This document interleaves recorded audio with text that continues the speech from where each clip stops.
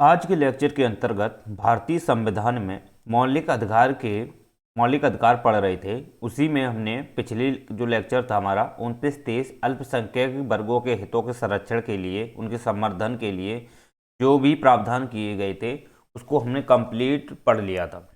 आज जो हम पढ़ेंगे वो अनुच्छेद 31 पढ़ेंगे। राइट, जो 31 अब उसका निरसन कर दिया गया है, लेकिन उसका पहले क्या महत्व था। राइट, उसका 19 और जो 4 है उसमें क्या विवरण दिया गया था।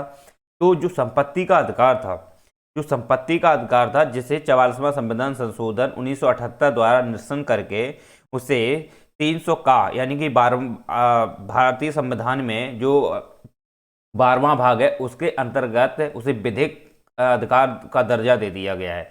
अर्थात उस पर जो संपत्ति है वो एक कानूनी अधिकार है। राइट, उस पर सरकार अपना हस्तक्षेप करते हुए किसी भी प्रकार से वो अधिग्रहण कर सकती है, उस पर अपना कोई भी परियोजना या प्लान उस पर स्थापित कर सकती है, बना सकती है। और वो प्लान जो भी बनाएगी वो सार्वजनिक हित के लिए होगा, वहाँ पर लोगों के हित के लिए होगा। ऐसा नहीं है कि अगर वो संपत्ति को अधिग्रहण कर रही है तो निश्चित रूप से किसी को अगर वो बेच दे या किसी दूसरे व्यक्ति को वो दे दे, ऐसा सरकार नहीं करती है। बस सरकार उस संपत्ति को अगर लेती है तो कहीं ना कहीं उस पर परियोजनाएं स्थापित करती है, उसको सार्वजनिक हित के लिए उसको उस पर नई नई परियोजनाएं हैं या उस पर बांध बनाती है, ताकि मतलब सुख सुविधाएं सभी सार्वजनिक हित को या सभी व्यक्तियों को मूल रूप से मिल सके।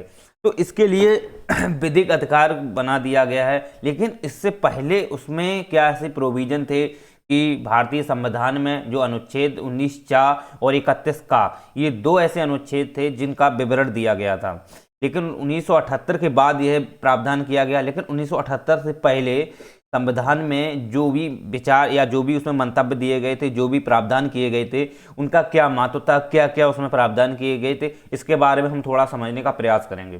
देखिए क्या होता है कि आप जैसा कि जानते हो जो भारतीय संविधान है उस संविधान के जो अधिकार हैं वो व्यक्तियों को प्राप्त हैं और वो सरकार के विरुद्ध होते हैं, राज्य सरकारों के विरुद्ध होते हैं। और कभी कोई कोई ऐसे भी अनुच्छेद हैं या ऐसे भी अधिकार हैं जो कहीं ना कहीं व्यक्तियों के भी विरुद्ध हैं। ठीक है, तो इसमें आप देखोगे कि अनुच्छेद 19 है।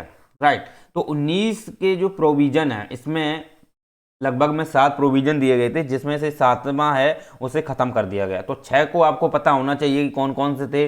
पहला है वाक एवं व्यक्ति की स्वतंत्रता। राइट, दूसरा है संचरण की, यानी कि अबाध रूप से कहीं भी घूम सकते हो। ठीक, शांतिपूर्ण सम्मेलन का अधिकार था। ठीक है, और संघ बनाने का अधिकार था। राइट, इसी के अंतर्गत है कोई भी जैसे आवास, ठीक, कहीं भी आवास रूप से मतलब कि आवास निवास करने का अधिकार था। राइट, इसके बाद व्यवसाय का है। तो इस प्रकार से ये 6 अधिकार हमें दिए गए थे। ओके, तो अब इसी में जो 7वां है वो अधिकार था हमारा संपत्ति का अधिकार। यानी कि संपत्ति का अधिकार आप देखोगे तो ये एक प्रकार का ऐसा अधिकार था जो प्रत्येक व्यक्ति को प्राप्त था। यानी कि प्रत्येक व्यक्ति को, इसका अर्थ ये हुआ कि जिस व्यक्ति की अपनी संपत्ति है या अपनी स्थायी रूप से संपत्ति है, जो पहले आप देखोगे तो जो लैंडलॉर्ड हुआ करते थे, जमींदार हुआ करते थे, ठीक है, बड़े बड़े महाजन हुआ करते थे, तो वो काफ़ी संपत्तियों पर उनका अधिकार हुआ करता था। राइट, तो वो संपत्ति का उनका एक अपना एक अधिकार हुआ करता था, तो उस अकॉर्डिंग वो संपत्ति को अपने मानते थे। रेट, क्योंकि उस पर सरकार का हस्तक्षेप नहीं होता था। सरकार, क्योंकि उस समय देखे जाए तो कोई ऐसी व्यवस्थाएं नहीं होती थी। वैसे पहले तो आप देखोगे तो हमारे यहाँ पे अंग्रेजी शासन था, तो अंग्रेजी शासन में ऐसा प्रावधान नहीं था कि वो संपत्ति को एक कानूनी अधिकार का दर्जा देती। राइट, लेकिन संपत्ति को उन्होंने संरक्षण जरूर दिया था संपत्ति को लेकर। लेकिन वो संपत्ति जो थी उस पर ज़्यादातर उन्होंने देखा था तो टैक्स लगाया था। तो उन्होंने बहुत सारे आपने देखे हो कि मालवाड़ी है, जमींदारी है, जो भी उन्होंने टैक्स लगाए थे, राइट, वो अपने उनका शोषण करने के लिए और अपना विकास करने के लिए ही यूज करते थे। लेकिन संपत्ति का उन्होंने किसी प्रकार का सार्वजनिक हित में उन्होंने प्रयोग नहीं किया था। तो इसलिए वहाँ पर आपको विधिक के रूप में संपत्ति को दर्जा नहीं देखने को मिलता है। जबकि आप देखोगे कि यही व्यवस्था जब निरंतर चलती गई तो फिर क्या हुआ, जमींदारी व्यवस्था आ गई। और जमींदारी व्यवस्था ऐसी थी जहां पर बड़े बड़े जमींदार हुआ करते थे और वो काफ़ी 100-200 बीघाओं पे अपना कब्जा कर लेते थे। फिर क्या करते थे, उस पर किसानों के द्वारा काम कराते थे। अगर किसान उस पर काम नहीं कर पाते थे तो फिर उनकी भी संपत्ति का ये अधिग्रहण कर लेते थे। तो इस प्रकार से ये काफ़ी बड़े बड़े लोग हुआ करते थे, जिसमें वो संपत्ति पर काफ़ी उनका एक वर्चस्व हुआ करता था, काफ़ी उनकी संपत्ति एकत्रित करते थे। तो यही कारण है कि इस संपत्ति जो थी वो एक जमींदारी को लेकर थी, और जिसमें लोग अपना महत्व जताते हुए उस पर ज़्यादा से ज़्यादा कब्जा करने का प्रयास करते थे। तो वो एक जमींदारी प्रथा देखने को मिलती है। वहाँ पे लैंडलॉर्ड या महाजन ऐसे हुआ करते थे जो जमींदार के हक जताते थे, और जमींदारी हक जताते हुए जो भी वहाँ जमीन हुआ करती थी उन पर अपना वर्चस्व करते हुए लोगों पे काम कराते थे, या सूक्ष्म या छोटे वर्गों लोगों पे काम कराते थे। राइट, अगर वो काम करने में सफल नहीं हो पाते थे, या वो किसी प्रकार से देखे जाएं कि जिसने पैसा उधार लिया है तो वो पैसा चुकता नहीं कर पाते थे, तो उनकी जमीन हड़प लेते थे। तो इस प्रकार से ये संपत्ति जो थी ऐसे उन्होंने सॉरी एकत्रित कर लेते थे। अब बात ये आती है कि यही जो संपत्ति का अधिकार था, ये जो संपत्ति का अधिकार था, ये पहले हमारे संविधान में, मूल संविधान में दिया गया था। मूल संविधान जब बना था, जब संविधान सभा बनी थी, तो संविधान सभा में जो अनुच्छेद 19 थे उसे निहित जो प्रावधान थे वो 7 थे। तो 7 के अंतर्गत एक संपत्ति का जो अधिकार था ये व्यक्तिगत नाते प्राप्त था, यानी कि हर व्यक्ति को अपनी संपत्ति की सुरक्षा, उसका संवर्धन एवं उसे संरक्षण के लिए, ठीक है, या उसको संपत्ति को मतलब परचेज करके विस्तार करने के लिए उसे अधिकार था। राइट, तो अब यही बात आती है कि ये जो संपत्ति थी ये प्रत्येक व्यक्ति की स्थायी रूप से प्राप्त थी, ठीक, और प्रत्येक व्यक्ति की स्थायी रूप से प्राप्त थी। तो वो अपना जिस प्रकार से उसे प्रयोग में लाता था, चाहे वो उसको फसल के में लाए और वो फसल को किस प्रकार से उपज करता था, तो उस पर सब कुछ का जो दर्जा हुआ करता था, सभी प्रकार से दर्जा होता था, वो संपत्ति के अधिकार के तहत वो व्यक्ति का हुआ करता था जिसकी वो भूमि होती थी। राइट, अब वहां पर सरकार हस्तक्षेप नहीं करती थी। राइट, अब सरकार को लिए ये मुसीबतें खड़ी होने लगी, क्योंकि अब सरकार जैसे जैसे डेवलप होता गया, समाज जैसे जैसे डेवलप होता गया, तो आप जानते हो कि जब भारतीय संविधान लागू हुआ, तो लागू होने के बाद में फिर एक यही समस्या क्रिएट होने लगी कि अगर हम अपने को विकास करना चाहते हैं तो वहाँ के लिए हमें औद्योगिक कानून चाहिए, और नहीं औद्योगिक बड़े बड़े उद्योग चाहिए, ठीक, औद्योगिक व्यवस्थाएं चाहिए। तो उसके लिए मुझे ज़मीन की आवश्यकता पड़ती है, या मुझे ऐसी पनबिजली परियोजनाएं चाहिए जिसके लिए मुझे बांधों की ज़रूरत पड़ती है, परियोजनाओं को स्थापित करने की ज़रूरत पड़ती है, तो मुझे इसके लिए भूमि की ज़रूरत पड़ती है। तो फिर अब सरकार के समक्ष चुनौती आने लगी। राइट, अब सरकार के सामने जब चुनौतियाँ आने लगी तो फिर सरकार इस पर कानून बनाने लगी, इसमें हस्तक्षेप करने लगी। तो फिर आप देखते हो, तो फिर इसके बाद में बहुत सारे फैसले भी आते हैं कि फिर उसमें आप देखा हो, उसमें गोकुलनाथ पंजाब राज्य का जो फैसला आता है, ओके, फिर इसके बाद केशवानंद भारती मामला आता है। वो ये जो फैसले हैं काफ़ी निर्णायक फैसले हैं, बहुत ही इंटरेस्टेड हैं, ठीक, थोड़ा थोड़ा समझ लेंगे इसके बारे में भी, ओके। तो ये जो फैसले दिए थे, ये सुप्रीम कोर्ट ने वहाँ पर जो लोगों की जो संपत्ति थी या लोगों की जो रखरखाव था संपत्ति को लेकर, उससे संवर्धन एवं उनकी संरक्षण को लेकर के जो व्यवस्थाएं थी उन लोगों की, उन पर उन्होंने सुप्रीम कोर्ट ने फैसला सुनाई कि सुप्रीम कोर्ट निर्णय देता है कि किस प्रकार से किसी व्यक्ति को संपत्ति लेनी है, कितनी लेनी है, कितनी नहीं लेनी है, अगर लेनी है तो आप किस प्रकार से लोगे, ठीक है। तो इस प्रकार की व्यवस्थाएं सुप्रीम कोर्ट देता है। तो अब हम बात यही करने वाले हैं कि अनुच्छेद जो 31 है और 19 है, ये एक्चुअली में कहता क्या है। 19 चा के तहत ये कहा गया था कि प्रत्येक व्यक्ति को संपत्ति को रखने का अधिकार है, प्रत्येक व्यक्ति को संपत्ति रखने का अधिकार है। राइट,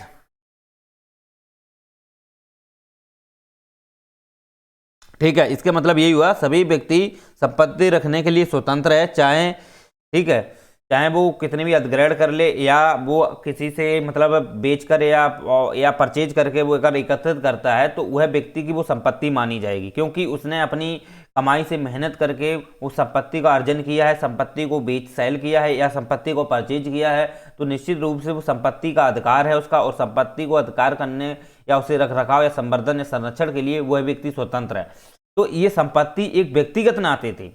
राइट, इसमें सरकार का कोई भी हस्तक्षेप नहीं होता था। जैसे 19 चा की हमने बात की, तो ये व्यक्ति के नाते हुआ करती थी। व्यक्ति इसको ज़्यादातर देखा जाए तो वह ज़्यादा से ज़्यादा अर्जन करके अपना संरक्षण कर सकता था।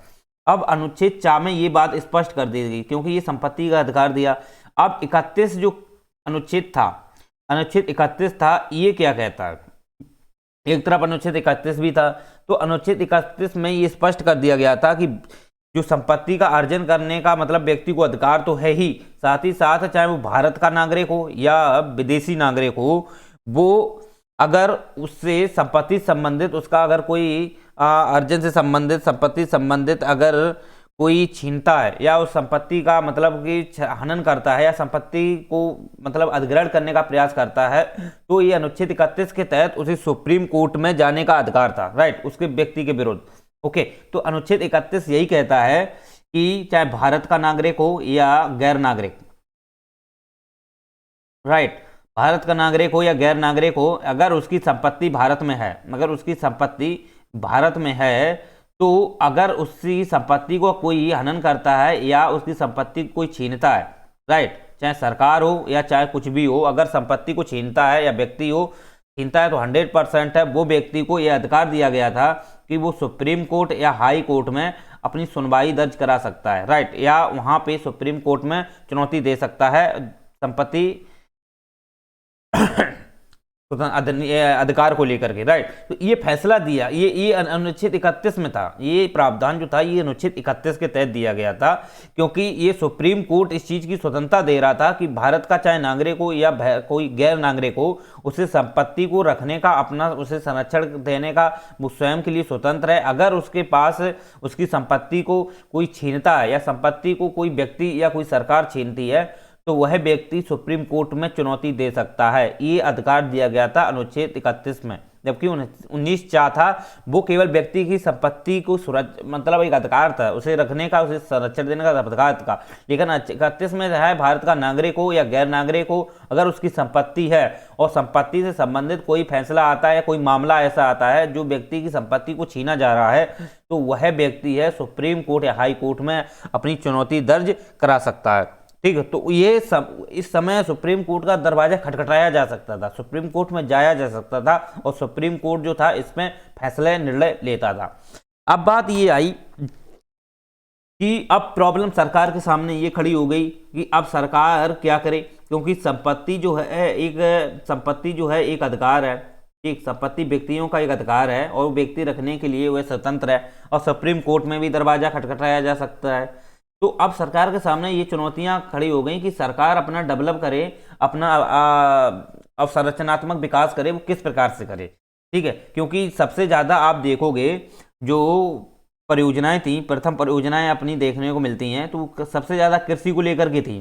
ठीक, क्योंकि सबसे ज़्यादा कृषि पे बल दिया गया था, क्योंकि लोग जो थे ज़्यादा भुखमरी की अवस्था में जी रहे थे, ज़्यादा भूखने मर रहे थे। साथ ही साथ देखा जाए तो उस समय जो जमींदार लोग थे, ठीक है, जमींदार लोग थे, उनका वर्चस्व था, वो जमीन को ज़्यादा हड़पते थे। साथ ही साथ वो जमीन को हड़पने के साथ साथ जो लोग इसमें काम करते थे उन्हें उस प्रकार का वेतन या उस प्रकार का उनको सुख सुविधाएं नहीं देते थे, तो लोग ज़्यादा से समस्याओं से ग्रस्त थे। और साथ ही साथ देखा जाए तो उस समय जमींदार को लेकर इतनी कोई भी उर्वरक या जैसी कोई सुविधाएं नहीं थी। ठीक है, केवल एक कंपोस्ट की जो मतलब कि अपना एक गोबर में जो हमारा जो बोलते हैं वो डालते थे, राइट, तो उससे जो भी पैदावार होती थी वो उससे ही उनका विकास करते थे। लेकिन फिर भी भूमि देखी जाए तो काफ़ी बंजर भूमियां हुआ करती थी, राइट, तो इस लेकर के देखा जाए तो कृषि क्षेत्र में काफ़ी एक चिंतनीय मुद्दा था और कृषि देखा जाए तो एक चुनौती बनी हुई थी, क्योंकि लोगों के पास पर्याप्त रूप से भोजन नहीं मिल पा रहा था, वो अपना रखरखाव नहीं कर पा रहे थे, तो इसलिए वो कुपोषित की अवस्था में अपना जीवन व्यतीत करते थे। तो सरकार ने सबसे पहले इसी पे फैसला उठाया कि सरकार ये कर रही थी कि आप इस पर संरक्षण करें या कृषि को विस्तार करें या कृषि में जो भी रखरखाव है या कृषि में कुछ संशोधन करें या कृषि को लेकर के जो भी हम प्रयास करेंगे, राइट, तो उसको लेकर के सबसे बड़ी चुनौती यही आ रही थी कि कृषि को हम कैसे क्या करें। तो उसने एक परियोजनाएं जो बनाई हैं कृषि को लेकर के, जो देखा हो पंचवर्षीय योजनाएं थी। ठीक, पंचवर्षीय योजनाएं जो प्रथम पंचवर्षीय योजना थी वो कृषि को विकास के लिए ही थी, तो कृषि को विकास करना था। तो फिर अब उसमें क्या हुआ कि कृषि का अगर विकास करना है तो फिर उसके लिए जल सुविधाएं होनी चाहिए, अच्छा सा पानी होना चाहिए, ठीक है, सभी नाले और जो भी हो या नहरें हो उनका मतलब साफ सफाई होनी चाहिए, तो इस पे काम किया गया। साथ ही साथ देखा जाए तो इसी क्षेत्र में आप देखोगे कि जो बांध की परियोजनाएं हैं, बांध निर्माण करना था, शायद ये भी था। इसी के बाद अगर कृषि का मुझे विस्तार करना है तो ज़्यादा से ज़्यादा ऐसे नलकूपों को लगाना है या ऐसे बिजली पंप जो लगाने होते हैं, तो इसके लिए भी अब मुझे बिजली की आवश्यकता पड़ती है, तो फिर बांध को बनाना था।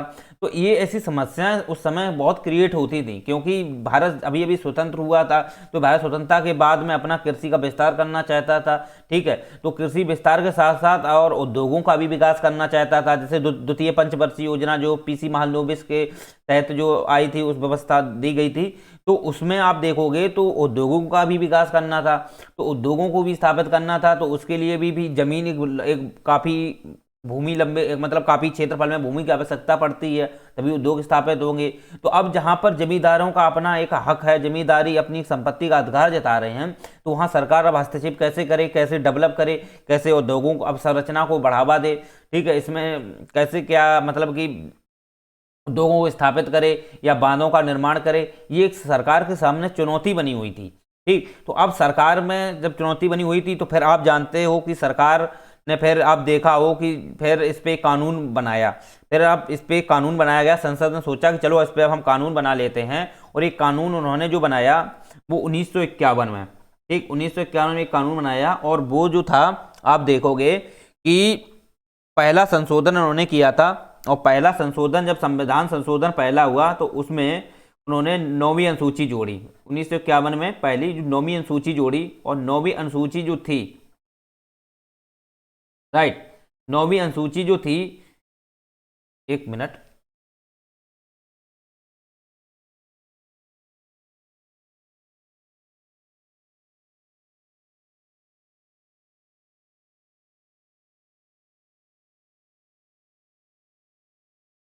एक मिनट वेट करो।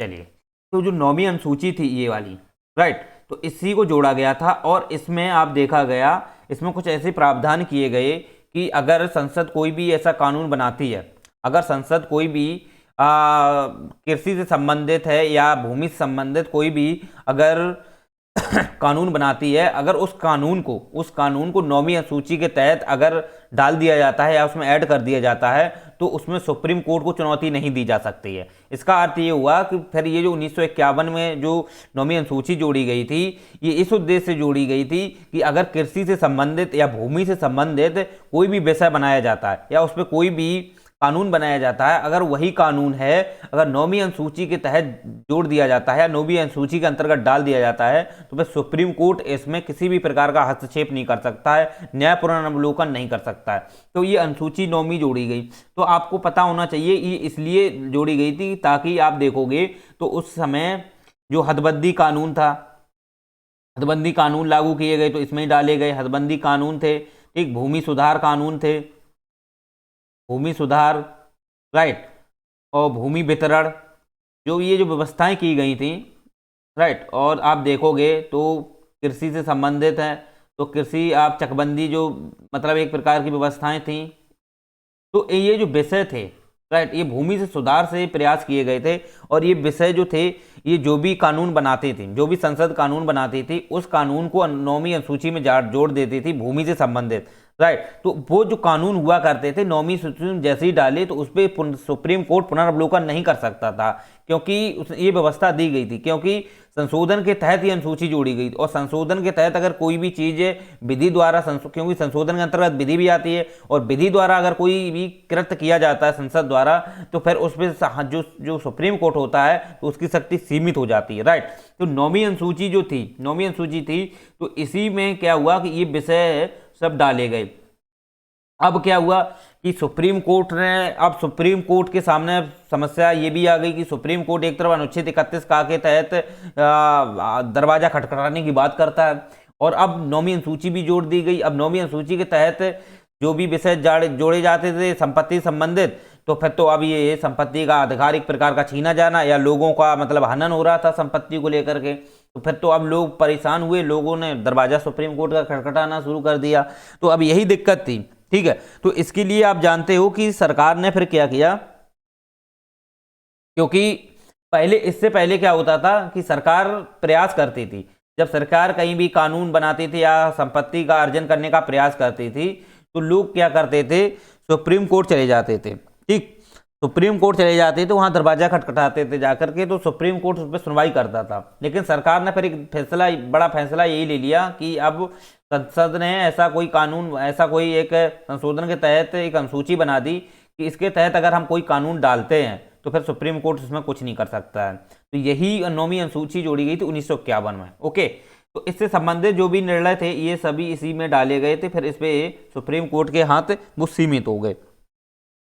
फिर और भी बहुत सारे अनुच्छेद इसमें संशोधन किए गए, जैसे 4वां संशोधन हुआ, 7वां हुआ, 8वां हुआ, फिर इसके बाद 24वां है, 25वां है, ठीक, 24वां, 25वां, 39वां, 42वां, ये बहुत सारे फिर संशोधन होते गए। फिर 17वां भी हुआ, राइट। तो ऐसे ये संशोधन होते गए और निरंतर इन संशोधनों के माध्यम से क्या हुआ कि जो सरकार जो फैसले लेती थी, राइट, सरकार जो फैसले लेती थी वो अनुसूची 9 में डाल देती थी। फिर इस पर किसी भी प्रकार का सरकार जो सुप्रीम कोर्ट होता था इस पर पुनर्वलोकन नहीं कर सकता था, राइट।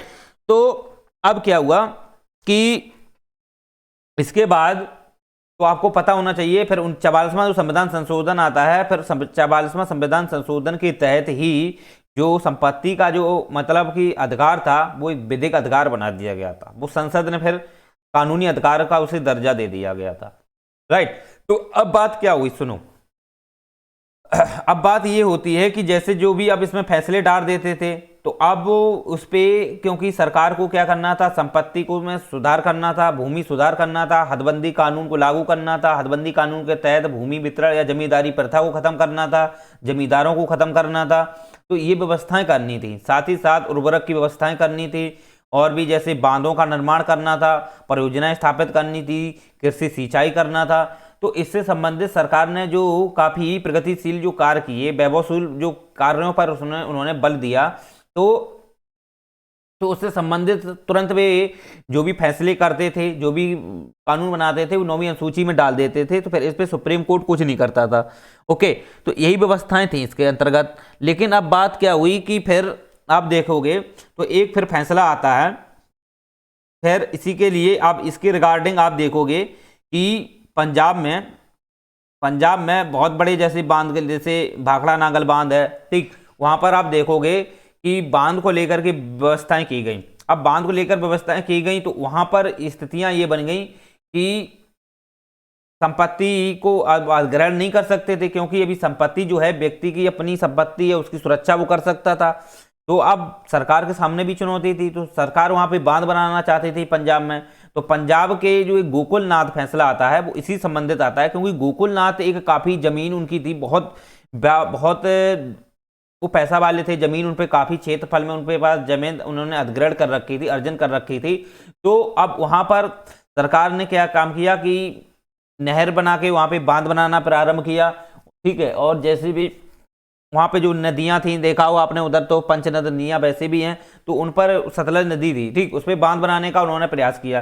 तो भाखड़ा नागल बांध का उन्होंने जैसे प्रयास किया बनाने का, तो वहां पर अब क्या हुआ कि सबसे वहां पे जो गोकुलनाथ थे, तो गोकुलनाथ ने इस पर मतलब कि चेतावनी देने लगे, चुनौती देने लगे कि ये संपत्ति हमारी है, संपत्ति पर किसी प्रकार का कोई भी अधिग्रहण नहीं कर सकता, सरकार नहीं कर सकती है। तो बांध बनाने से उन्होंने रोका, राइट, बांध बनाने से उन्होंने रोका। तो सरकार जब नहीं मानी, सुनना मेरी बात, सरकार जब नहीं मानी, क्योंकि उसने क्या किया था, इसमें 9वीं अनुसूची में वो विषय डाल दिया, अब वो विषय 9वीं अनुसूची में डाल दी तो अब सुप्रीम कोर्ट कुछ नहीं कर सकता था।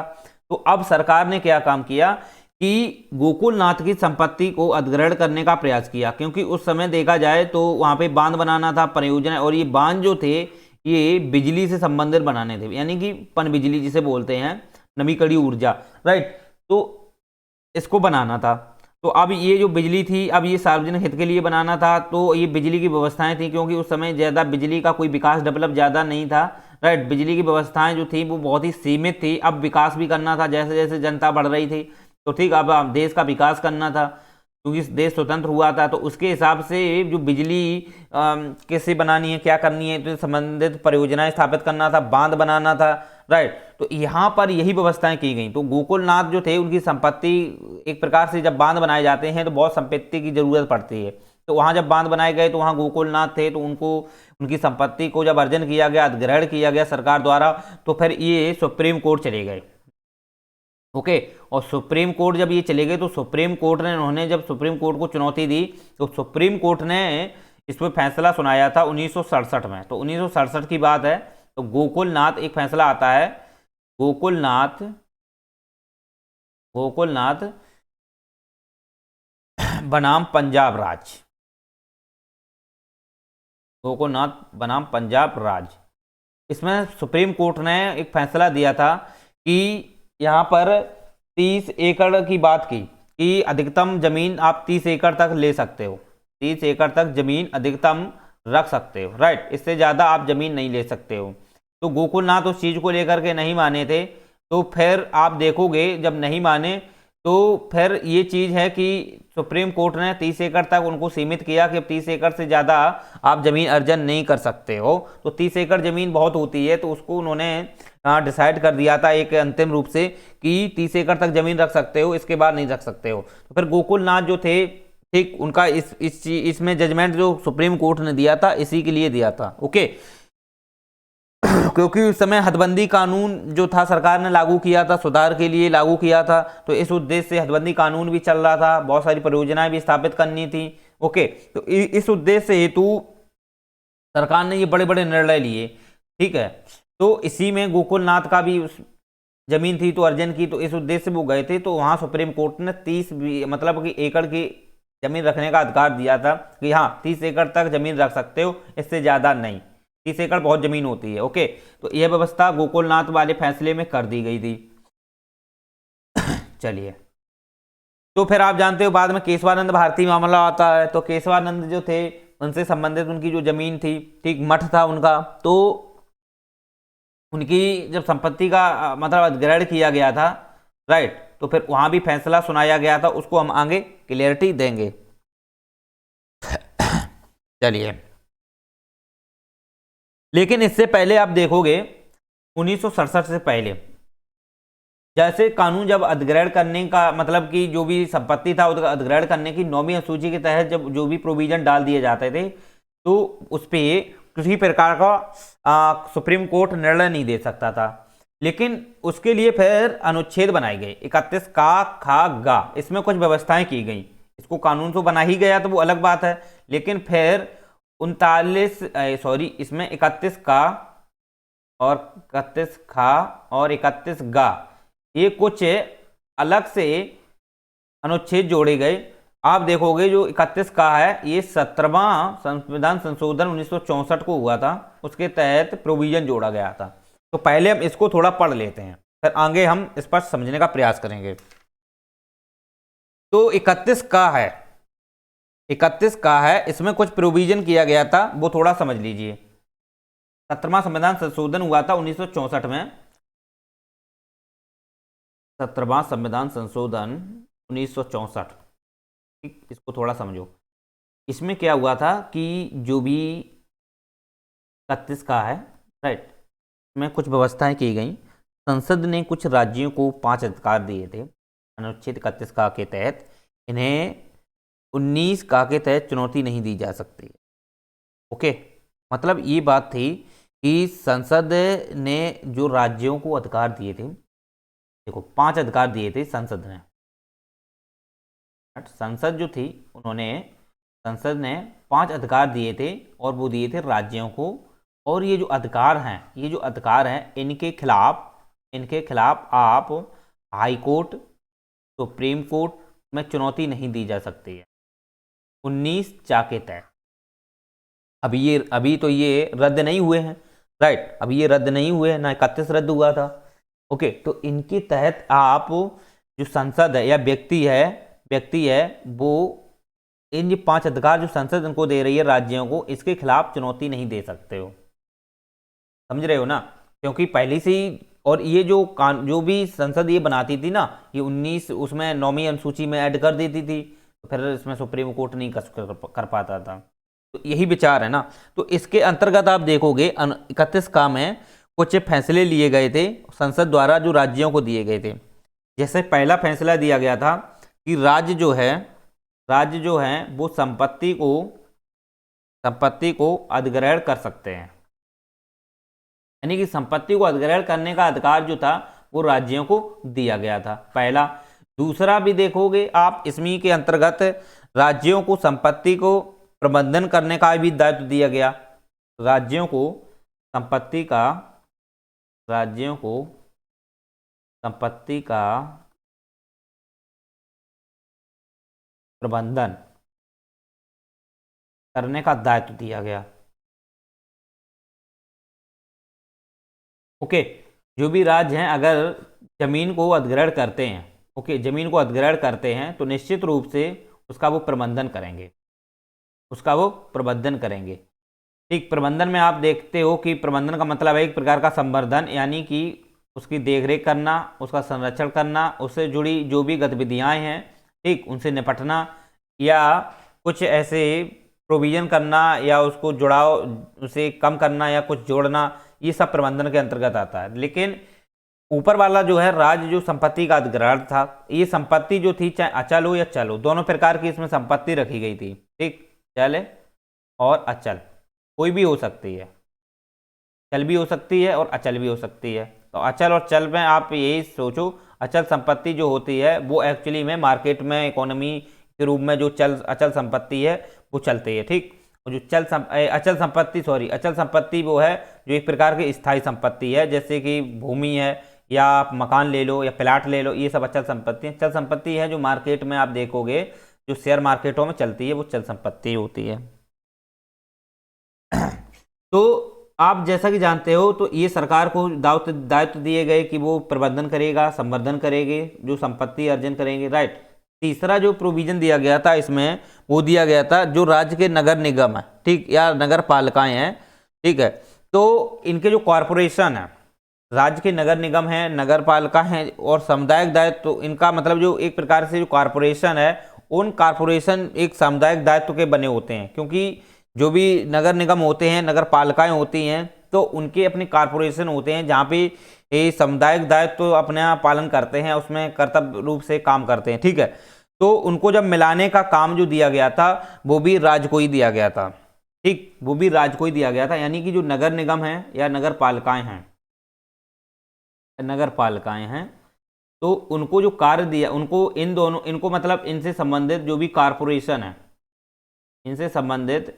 कॉरपोरेशन है, जो सामुदायिक हित के लिए काम कर रहे हैं, राइट, सामुदायिक हित के लिए काम कर रहे हैं, इन्हें जोड़ने का अधिकार या इनको मतलब कि कोरिलेट या एकाकार करने का अधिकार जो दिया गया था वो राज्यों को दिया गया था।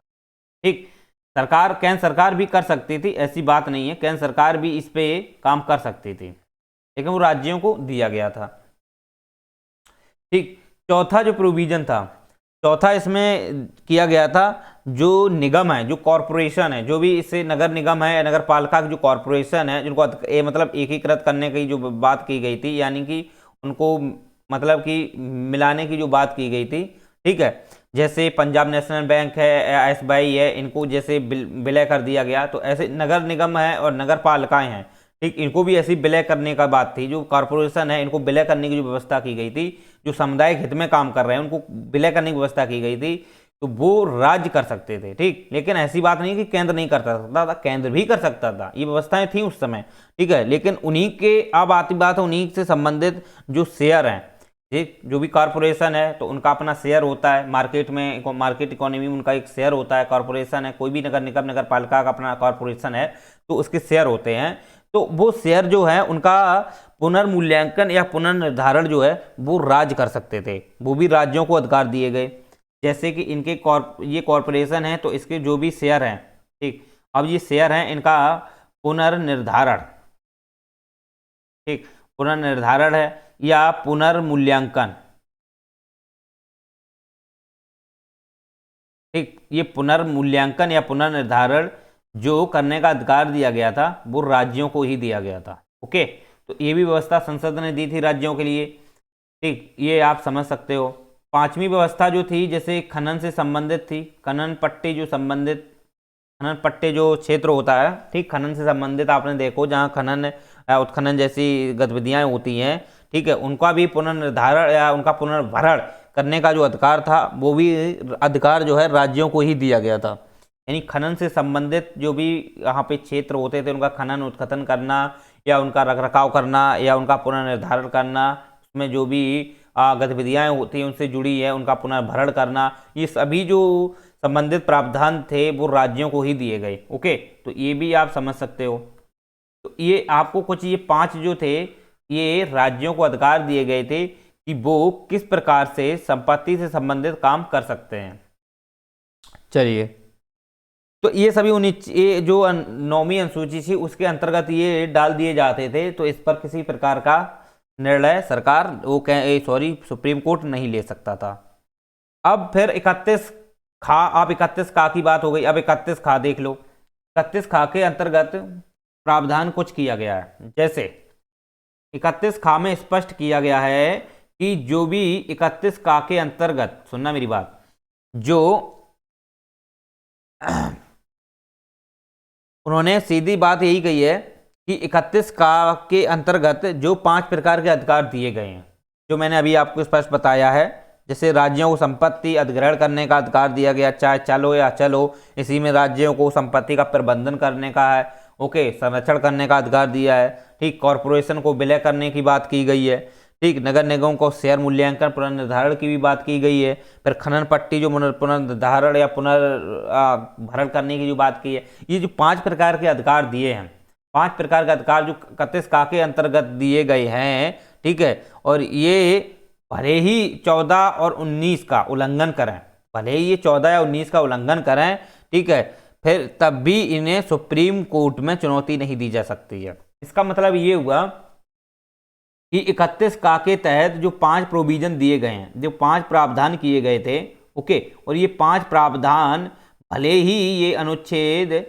14 और अनुच्छेद 19 का उल्लंघन करें, राइट, ये भले ही इसका उल्लंघन करें, 14 अनुच्छेद है, 19 अनुच्छेद है, इसका भले ही ये उल्लंघन करें, फिर भी आप देखोगे कि इसे 5 जो प्रावधान है ये किसके तहत जोड़े गए, 9वीं अनुसूची में। 9वीं अनुसूची में जो जोड़े गए हैं उस पर चुनौती नहीं दी जा सकती है। अगर यही, सुनना मेरी बात, यही 5 प्रावधान 9वीं अनुसूची में भी जोड़ दिए गए हैं, ठीक, तो और यही 5 प्रावधान अनुच्छेद 14 और 19 को, 19 और 14 का उल्लंघन करते हैं, ठीक, उल्लंघन करते हैं, तो फिर इस पर सुप्रीम कोर्ट फिर भी मतलब चुनौती सुप्रीम कोर्ट में नहीं दी जा सकती है, सुप्रीम कोर्ट पर सुनवाई नहीं कर सकता है ये 5 प्रावधानों पर, भले ही ये 14 और 19 का क्यों ना वायलेट करते हो, ओके, क्यों ना हस्तक्षेप करते हो, भले ही उल्लंघन करते हो, लेकिन फिर भी सुप्रीम कोर्ट में चुनौती नहीं दी जा सकती है। ये 31 खा में स्पष्ट कर दिया गया था, राइट, तो आप ये समझ सकते हो। 31 गा, इसको थोड़ा समझो। 31 गा में देखो क्या प्रोविजन दिया गया।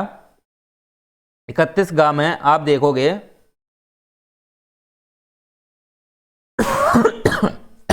31 गा में जो 39 का और 39 खा है, सुनना। अब 31 गा में राज्य ने व्यवस्था क्या की, राज्य ने सीधे व्यवस्था की जो 31 का और 31 खा, सॉरी रुको एक मिनट, जो 31 गा में प्रोविजन किया गया कि राज्य कल्याणकारी व्यवस्थाओं के लिए, कल्याणकारी व्यवस्थाएं, जैसे कल्याणकारी तो आप जानते ही हो कि सार्वजनिक हित के लिए व्यवस्थाएं जो सरकार करती है, राज्य सरकार जो सार्वजनिक हित के लिए करती है, ठीक है, तो चाहे वो किसी से संबंधित हो, ओके, तो कल्याणकारी व्यवस्थाओं का वो जब सरकार प्रयोजन करती है तो निश्चित रूप से कल्याणकारी व्यवस्थाओं के लिए जो 31 गा के तहत यह व्यवस्था की गई कि कल्याणकारी अगर मुझे राज्य बनाना है, कल्याणकारी मुझे राज्य बनाना है तो हम संपत्ति का अधिग्रहण करेंगे, ओके, ये व्यवस्था की गई, संपत्ति का अधिग्रहण करेंगे और वही संपत्ति का अधिग्रहण जो है 39 का और खा के तहत मानी जाएगी। यानी कि इन्होंने ये सीधी व्यवस्था की 31 गा के तहत कि हम भूमि का अधिग्रहण करेंगे, भूमि का अधिग्रहण करेंगे, राइट, और ये भूमि का जो अधिग्रहण है ये कल्याणकारी राज्य के लिए उद्देश्य से किया जाएगा, यानी कि सार्वजनिक हित के लिए किया जाएगा, ये व्यवस्था की गई। राज्य जो है वो कल्याणकारी या सार्वजनिक हित के लिए भूमि का अधिग्रहण करेगा, और ये भूमि का जो अधिग्रहण है वो 39 का और 39 खा के अंतर्गत किया जाएगा। अब बात ये आती है कि भूमि का अधिग्रहण राज्य ने क्या काम किया कि उसको राज्य की नीति निर्देशक तत्वों के अंतर्गत डाल दिया, 39 का और खा में। अब बात ये आ गई कि अब संपत्ति का अधिग्रहण है वो राज्य कर सकता है और कल्याणकारी व्यवस्थाओं के लिए, सार्वजनिक हित के लिए कर सकता है, और वही जो भूमि का अधिग्रहण है वो 39 का और 39 खा के अंतर्गत जोड़ा गया। अब 39 का और खा में अगर वो जोड़ता है तो निश्चित रूप से है आप सुप्रीम कोर्ट इसमें सुनवाई नहीं कर सकता है। क्यों? क्योंकि ये अबाध्य योग होते हैं। अनुच्छेद आप देखोगे, राज्य के जो नीति निर्देशक तत्व हैं, राज्य के नीति निर्देशक जो तत्व हैं, निर्देशक या निर्देशक बोलते हैं, जो तत्व हैं ये अबाध्य योग्य हैं। मतलब कि इस पर सुप्रीम कोर्ट में चुनौती नहीं दी जा सकती। ये राज्य की स्वेच्छा पे डिपेंड है, राज्य अपना जिस प्रकार से उनको लागू करता है। सुप्रीम कोर्ट कभी इस पे हस्तक्षेप नहीं करता, क्योंकि सुप्रीम कोर्ट कभी सुनवाई करता ही नहीं है। ये क्योंकि राज्यों को दिए गए हैं, राज्यों के दायित्व हैं, राज्य अपने अकॉर्डिंग ये कर सकते हैं, सुप्रीम कोर्ट नहीं कर सकता। तो इसीलिए भूमि का अधिग्रहण जो है वो 39 का और खा में जोड़ दिया गया। अब बात यह है कि अब ये भी राज्य का एक दायित्व बन गया कि हम भूमि का अधिग्रहण करेंगे उस पर सार्वजनिक कल्याण के लिए और कल्याणकारी राज्य की स्थापना के लिए। तो अब सुप्रीम कोर्ट इसमें फिर कुछ भी नहीं कर सकता, क्योंकि सुप्रीम कोर्ट जो राज्य के नीति निर्देशक तत्व हैं वो अबाध्य योग्य हैं, क्योंकि सुप्रीम कोर्ट में चुनौती नहीं दी जा सकती है। तो ये स्थितियां बन गई। ठीक है, ठीक।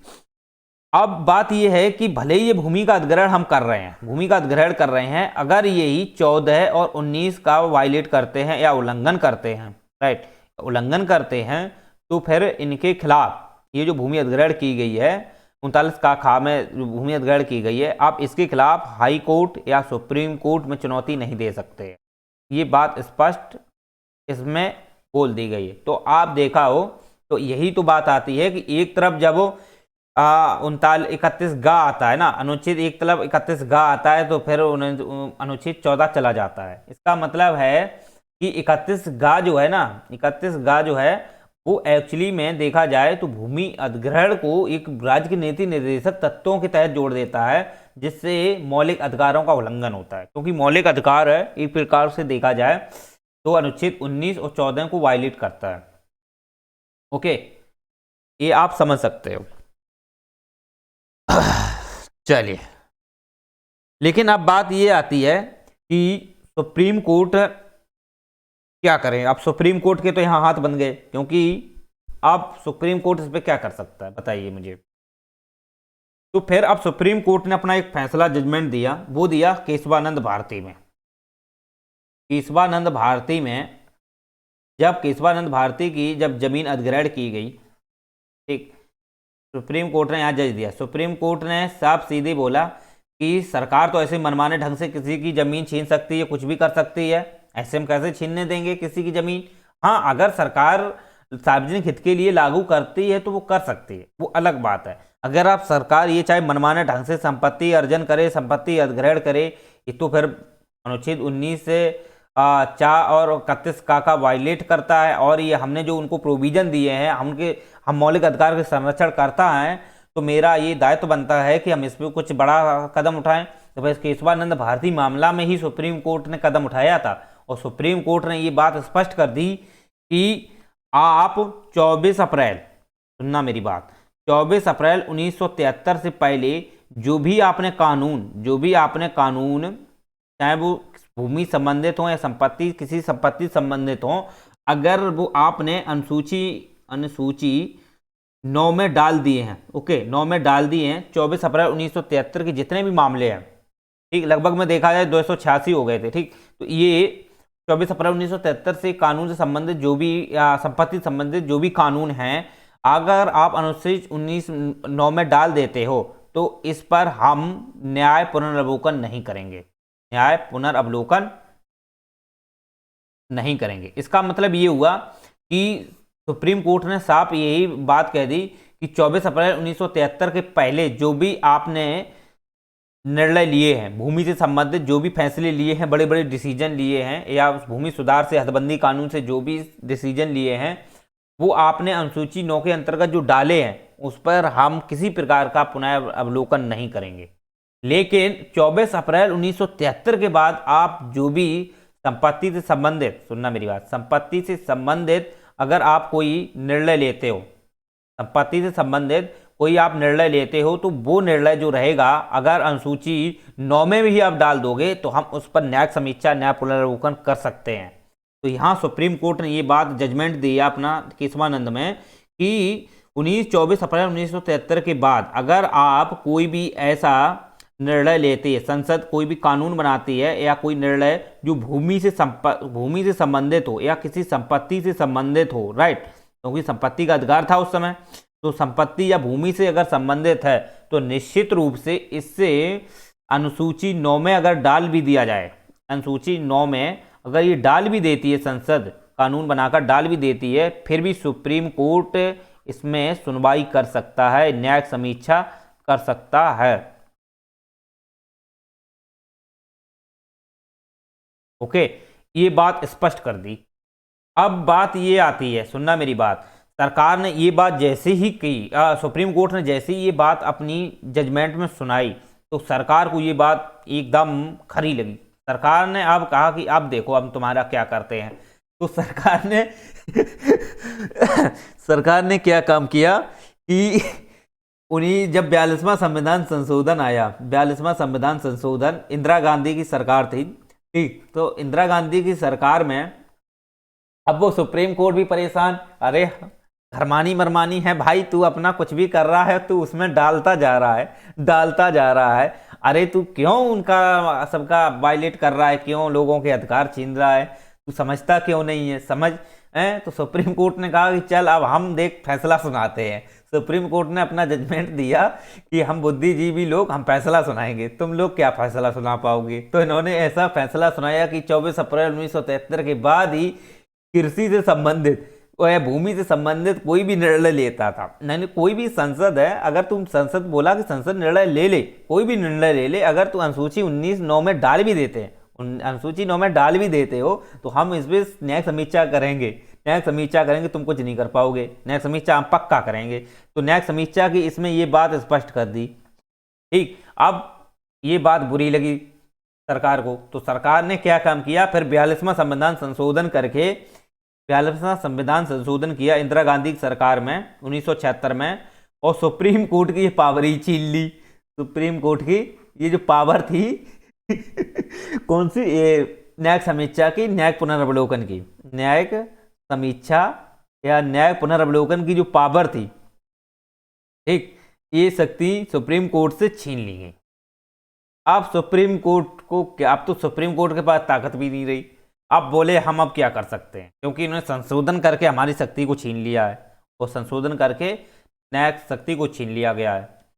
अब सुनना मेरी बात, तो न्यायिक समीक्षा और न्याय पुनर्वलोकन है, इसको 42वां संविधान संशोधन करके छीन लिया गया है। अब बात ये आती है कि अब तो इसे छीन लिया गया, अब क्या करे सुप्रीम कोर्ट। तो अब देखना, अब देखो कि जैसे ही अब ये जो इंदिरा गांधी की सरकार थी, ये इंदिरा गांधी की सरकार 1976 के बाद जो गिर जाती है, फिर ये सरकार गिर जाती है, फिर मोरारजी देसाई की सरकार आती है, राइट, मोरारजी देसाई की सरकार आती है, फिर आप देखोगे 1900 जैसी जनता दल की सरकार आती है, फिर 1978 में 44वां संविधान संशोधन हुआ, 44वां संविधान संशोधन हुआ, और 44वां संविधान संशोधन में देखोगे कई व्यवस्थाएं की गई। पहली बात तो ये थी कि जो सुप्रीम कोर्ट की जो पावर छीनी गई थी, सुप्रीम कोर्ट की न्यायिक समीक्षा से संबंधित जो शक्ति थी, न्याय पुनर्वलोकन की जो पावर थी सुप्रीम कोर्ट के पास, वो वापस लौटा दी, वो पुनः उसी को दे दी कि भाई अब तू फिर से कर सकता है, चल तुझे फिर से दे देते हैं ताकत। तो फिर से न्यायिक समीक्षा की ताकत दे दी, फिर से न्यायिक समीक्षा की ताकत दे दी, ले ले तू अब फिर से ताकत ले ले, अब फिर से पुनर्वलोकन कर ले। ओके, ये व्यवस्थाएं की गई। आप ये चीजें समझ सकते हो, पुनर्वलोकन कर सकते हो। तो ये पावर कैसे दे दी? सुप्रीम कोर्ट को। इसी के बाद में आप देखोगे फिर एक अनुच्छेद और जोड़ा गया इसमें। वो अनुच्छेद क्या जोड़ा गया? 30(1) 44वां संविधान संशोधन के अंतर्गत ही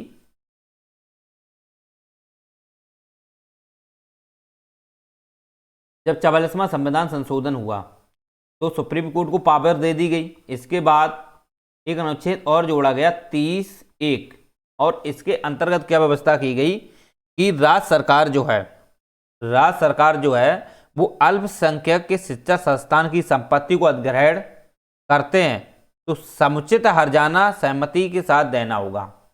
क्योंकि पहली व्यवस्थाएं इसमें ये और की गई थी। सुनो, इसके पहले एक चीज और समझ लो। जो 44वां संविधान संशोधन था, सुप्रीम कोर्ट को पावर भी दे दी गई। इसके बाद 44वां संविधान संशोधन में ही संपत्ति को एक कानूनी अधिकार बना दिया गया था। कानूनी या विधिक अधिकार बना दिया गया और वो भाग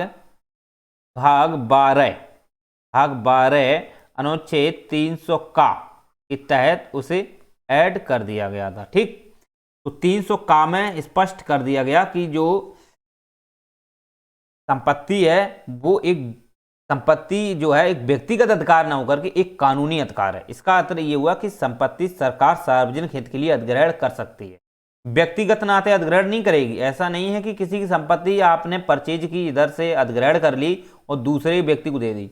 ऐसा सरकार नहीं करती है। सरकार कोई भी संपत्ति अगर अधिग्रहण करती है, अर्जन करती है, तो निश्चित रूप से वो कल्याणकारी राज्य व्यवस्था के लिए करती है, सार्वजनिक हित के लिए करती है। और सार्वजनिक हित में आपको पता ही है, जैसे बांध बनाना, सिंचाई देना, व्यक्तियों के सभी के लिए हित होता है। साथ ही साथ बिजली बनाना सभी के लिए हित होता है। ठीक, ये चीजें व्यवस्थाएं की गई। तो ये सार्वजनिक हित के लिए मतलब कि अधिग्रहण कर सकती है, तो यही व्यवस्था इसमें की गई। तो जो कानूनी अधिकार है, एक प्रकार का संपत्ति को ये कानूनी अधिकार दर्जा दे दिया गया, यानी संपत्ति का अधिकार एक कानूनी अधिकार बना दिया। ओके, तो तब इसके बाद जैसे ही बनाया गया तो फिर यहां पर सुनना, एक जजमेंट और दिया गया।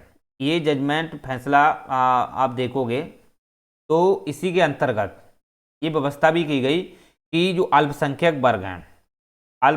वर्ग हैं, इनकी जो शिक्षण संबंधित या इनकी जो भी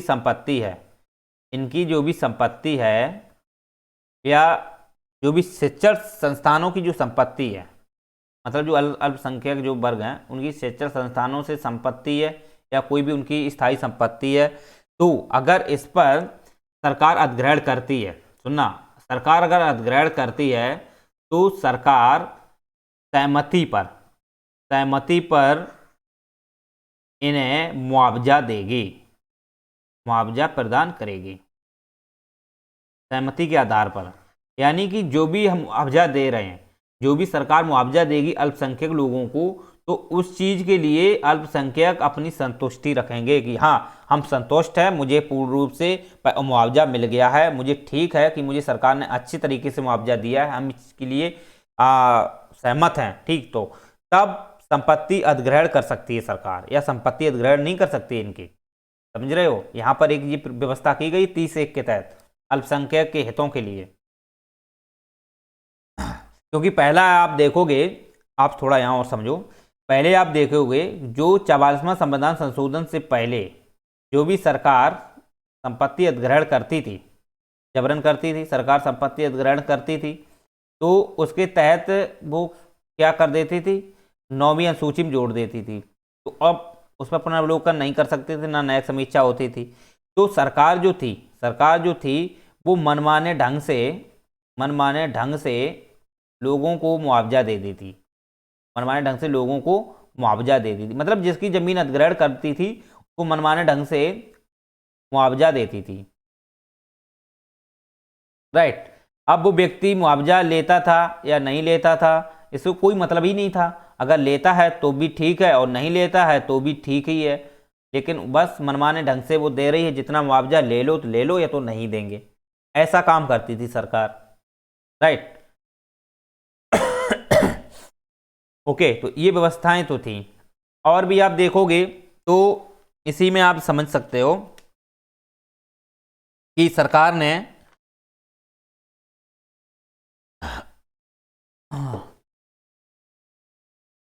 क्योंकि पहले ऐसे ही काम हुआ करता था ना कि जो संपत्ति अधिग्रहण करते थे, संपत्ति अधिग्रहण करते थे, तो वो संपत्ति अधिग्रहण करने से उनको पूर्ण रूप से मुआवजा नहीं मिलता था, एक सहमति का आधार पर नहीं मिलता था, राइट, सहमति के आधार पर नहीं मिलता था। लेकिन हाँ, इतना जरूर था कि वहां पर गारंटी थी, गारंटी थी, क्योंकि संपत्ति जो अधिग्रहण की जाती थी तो जो भी स्थानीय लोग होते थे जिनकी संपत्ति ली जाती थी, तो वो गारंटी प्रपत्र था, उस पर गारंटी करा ली जाती थी कि मुझे हाँ मुआवजा दिया जाएगा, ठीक, मुआवजा दिया जाएगा। लेकिन इसमें वो ऐसा कुछ नहीं था कि मुआवजा इतना दिया जाएगा, क्योंकि लोग इतने जागरूक नहीं थे, तो वो क्या पता करेंगे मुआवजा मुझे कितना मिलना चाहिए कितना नहीं मिलना चाहिए, ठीक है, जैसा सरकार दे देती वो उतना ही रख लेते थे। हाँ, वो संतुष्ट हैं कि असंतुष्ट हैं, ये कुछ मतलब नहीं था सरकार को, ठीक। लेकिन एक गारंटी पर पत्र तैयार कर लेती थी और गारंटी दे देती कि हाँ हम आपको मुआवजा देंगे, तो मुआवजा सरकार देती थी, उस समय भी देती थी, लेकिन कोई मतलब डिसीजन ऐसा नहीं था कि कोई स्थायी मुआवजा नहीं था कि हम इतने पे इतने देंगे, या कुछ इतनी ज़मीन है इतनी ज़मीन पर हम इतना मुआवजा देंगे, ऐसा कुछ भी नहीं था। मुआवजा देती थी, ये गारंटी थी, मुआवजा निश्चित नहीं था कि कितना मुआवजा मिलना चाहिए, कम ज़्यादा करती रहती थी, किसी को ज़्यादा किसी को कम, किसी को बहुत ही कम, ऐसा करती थी सरकार, मनमाने ढंग से काम करती थी, ठीक है।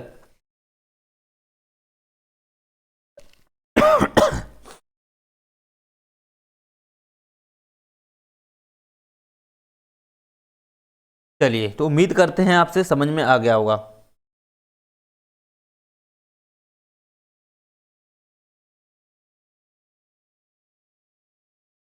लेकिन अब बात क्या हुई कि जब 44वां संविधान संशोधन बना, 44वां संविधान संशोधन के तहत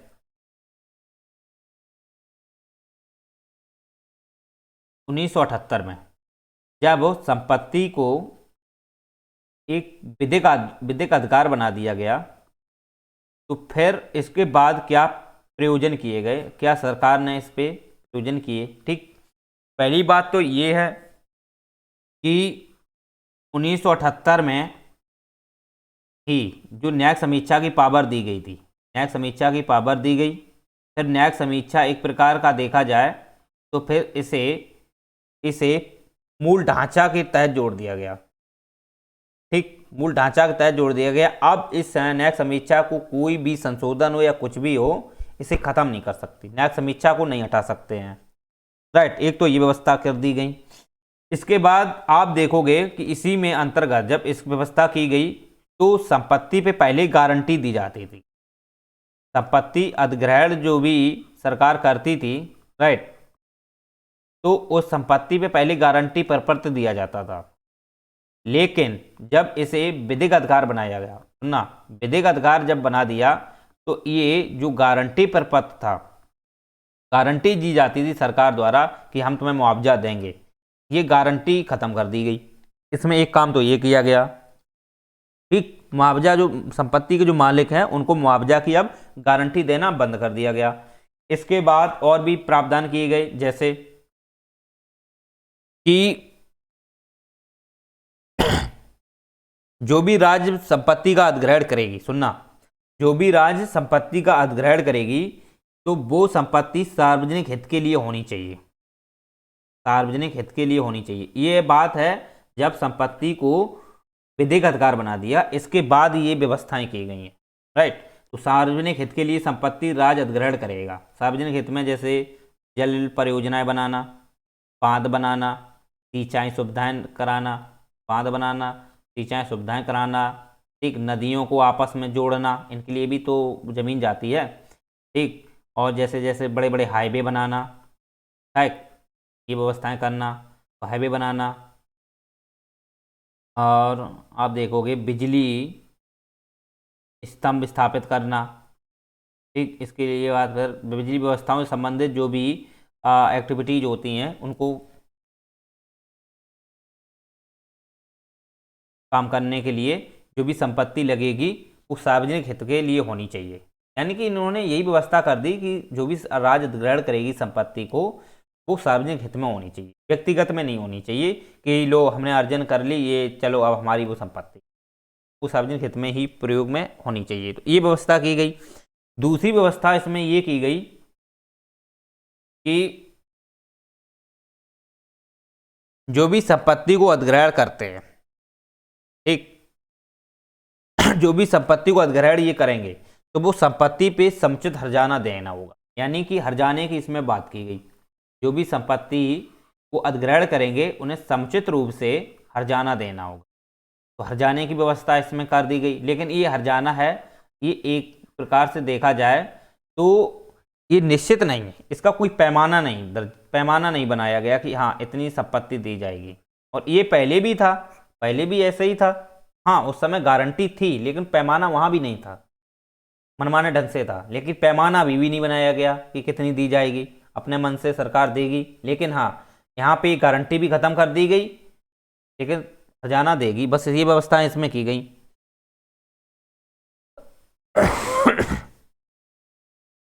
चलिए, लेकिन इसमें एक चीज की गई, इसमें एक व्यवस्था की गई, वो ये की गई है, अगर आपकी संपत्ति भले ही विधिक कानून बना दिया गया, विधिक कानून भले ही बना दिया गया है, अगर आपसे कानूनी से जुड़ा, संपत्ति से संबंधित अगर कोई मामला है, ठीक, तो आप हाई कोर्ट में जा सकते हो, सुप्रीम कोर्ट में नहीं जा सकते। यहाँ पे बंद कर दिया गया। सुप्रीम कोर्ट में बिल्कुल नहीं जा सकते हो, हाई कोर्ट में अभी भी जा सकते हो, अभी भी व्यवस्था है हाई कोर्ट में जाने की। संपत्ति से संबंधित आप हाई कोर्ट में दरवाजा खटखटा सकते हो, लेकिन हाँ सुप्रीम कोर्ट में नहीं। सुप्रीम कोर्ट के अब वहाँ हाथ बन गए, क्योंकि वो संशोधन के द्वारा उसे विधिक अधिकार बना दिया गया। हाई कोर्ट में अभी भी जा सकते हो। ओके,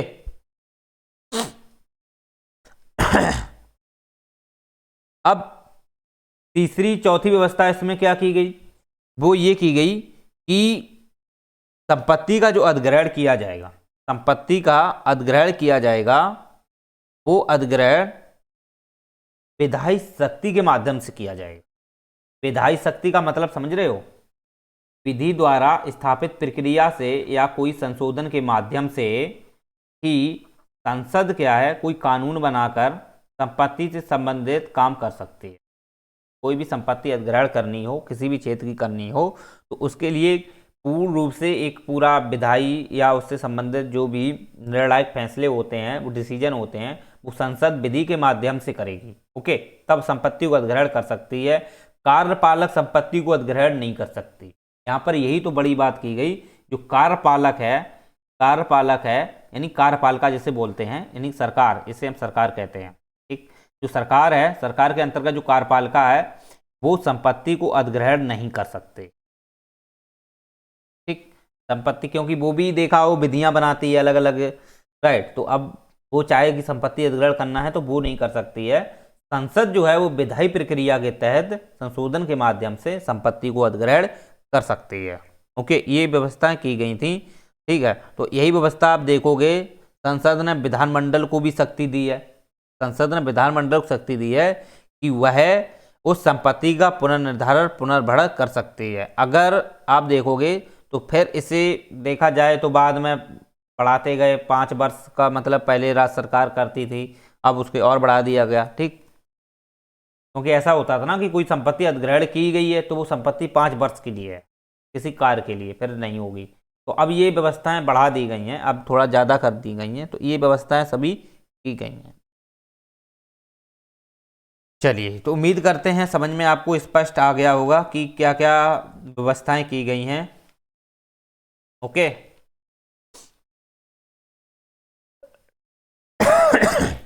चलो, तो सॉरी, तो मुझे लगता है ये अनुच्छेद जो 19(4) और 31 का है, ये स्पष्ट आपको समझ में आ गया होगा। इसके बाद 31 का खा गा जोड़े गए, उसके विषय में भी हमने कंप्लीट पढ़ा दिया। फिर 1978 में जो 44वां संविधान संशोधन हुआ, तो विधिक अधिकार बना दिया। इसके बाद जो भी प्रावधान किए गए, प्रयोजन दिए गए, राइट, तो उनको भी मैंने स्पष्ट कर दिया। मुझे लगता है कि अब तो कुछ इसमें बचा नहीं। जो भी आप अच्छा लगा हो तो चैनल को लाइक से सब्सक्राइब जरूर कीजिएगा। मेहनत से पढ़ाते हैं, बहुत मेहनत पड़ती है बोलने में, तो आप ये चीज़ें समझिए और चैनल को लाइक से सब्सक्राइब करके आप मेरे डिस्क्रिप्शन बॉक्स में जा कर के टेलीग्राम को ज्वाइन कीजिए। ठीक है, चलिए।